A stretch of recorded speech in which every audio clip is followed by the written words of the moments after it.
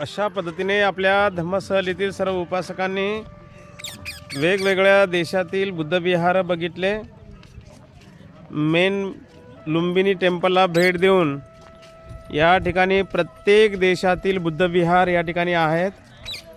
प्रत्येक देशाच्या बुद्धविहारांना उपासकांनी भेट दिलेली आहे, आपण बघत आहोत। धम्मसहलीतील सर्व उपासक आता या गाडीकडे येताना बघत आहोत आपण।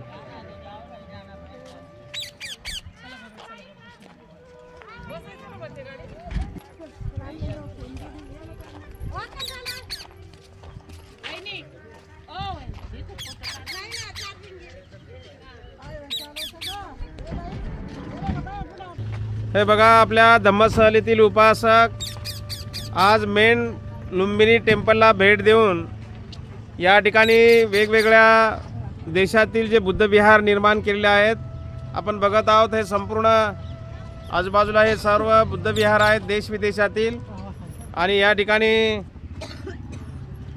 आपल्या धम्मसहलीतील उपासक या ठिकाणी पोहोचले आहेत। बघा, सर्व उपासक आपल्याला दिसत आहेत।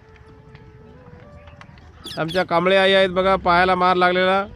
आज लुंबिनी परिसरामध्ये त्यांनी दर्शन केलं आणि आता आपण निघालेलो आहोत ज्या ठिकाणी हॉटेलला थांबलो त्या हॉटेलला।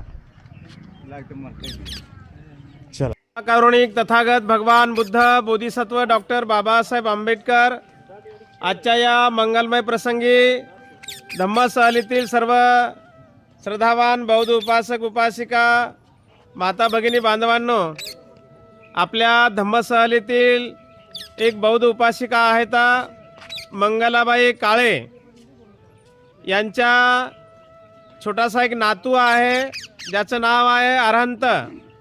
त्यांनी बघा धम्माच्या अनुषंगाने त्यांनी नाव ठेवलेलं आहे आपल्या नाताचं अरहंत, आणि त्या अरहंताचे या ठिकाणी एक छोटेसे जावळं त्यांनी काढलेले आहेत। आपण बघतोय महाराष्ट्रामध्ये आपल्या समाजामध्ये काही लोक जावळाचा कार्यक्रम करतात।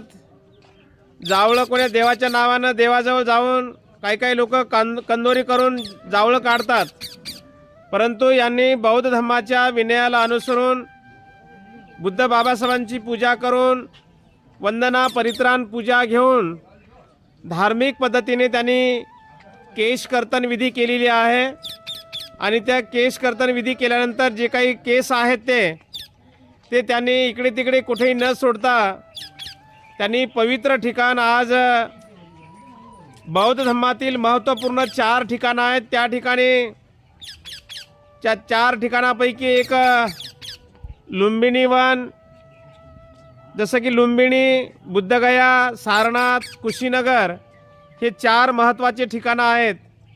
या 4 ठिकाणाच्या पैकी एक महत्त्वाचं ठिकाण आहे ते लुंबिनी, आणि त्या लुंबिनी या ठिकाणी त्यांनी आपल्या नाताचे जावळाचा कार्यक्रम करून, जसं धम्माच्या विनयाला अनुसरून धम्माच्या विनयाप्रमाणे केश कर्तन विधी करून ते जे केस आहेत त्यांनी आज लुंबिनी वनामध्ये या ठिकाणी विसर्जित केलेले आहेत, पाण्यामध्ये विसर्जित केलेले आहेत। मंगलाबाई काळे यांचा आदर्श आपण घेणं अत्यंत सर्वांनी महत्त्वाचं आहे। आपल्या घरामध्ये जन्माला आलेल्या बाळाचे केस बौद्ध धर्मामध्ये हा संस्कार विधी आहे। बौद्ध धर्मामध्ये 10 संस्कार आहेत, जसं की साक्षगंध विधी, विवाह विधी, त्याच्यानंतर गर्भसंस्कार विधी, त्याच्यानंतर अन्नप्राशन विधी, त्याच्यानंतर केश कर्तन विधी, त्याच्यानंतर विद्या प्रारंभ विधी, त्याच्यानंतर विवाह विधी। अशा पद्धतीने जवळपास 10 संस्कार आहेत, आणि 10च्या 10 संस्कार आपण बौद्ध धर्माच्या विनयाला अनुसरून आपण ते संपन्न केले पाहिजे। आपण संस्कार करतो पण अंधश्रद्धेपोटी करतोय आपण, आणि म्हणून बाबासाहेबांनी आपल्याला 14 ऑक्टोबर 1956ला तुम्हा आम्हा सर्वांना बौद्ध धर्माची दीक्षा दिली। ज्या अर्थी आम्ही बौद्ध म्हणतो, बौद्ध म्हणून वावरतो, जे भी म्हणतो, जे भी म्हणून वावरतो, त्या अर्थी आम्ही आमच्या जीवनामधले जे काही संस्कार आहेत ते धम्माच्या विनयाप्रमाणे आपण संपन्न करणं अत्यंत महत्त्वाचं आहे। आणि म्हणून या ठिकाणी मंगलाबाई काळे यांनी आपल्या नाताचे केश कर्तन विधी या पवित्र लुंबिनी वनामध्ये या ठिकाणी विसर्जित केलेले आहेत। त्या काळे परिवाराच्या प्रती तो अरहंत बालक आहे, त्या बालकाच्या प्रती त्या बालकाच्या मातापित्याप्रती आपण सर्वांनी मंगल कामना म्हणून आपण सर्वांनी साधुकार करायचा म्हणा. साधू साधू साधू. बुद्धं नमामि, धम्मं नमामि, संघं नमामि. बघा ही अखंड ज्योत आहे. 12ही महिने 24 तास रात्रंदिवस अशा पद्धतीने ही ज्योत या ठिकाणी तेवत राहते. आणि या ठिकाणी आपण सर्व लुंबिनीच्या परिसराला भेट देऊन मेन टेम्पलला भेट देऊन या ठिकाणी पुन्हा आपण या ज्योतीजवळ आलेलो आहोत. आणि मंगलाबाई काळे यांनी आपल्या नाताचे केस कर्तन करून या ठिकाणी आपल्या नाताचे केस विसर्जित केलेले आहेत. पुन्हा एकदा साधुकार म्हणून आपण सर्वांनी आपल्या गाडीकडे चलावं म्हणा. साधू साधू साधू.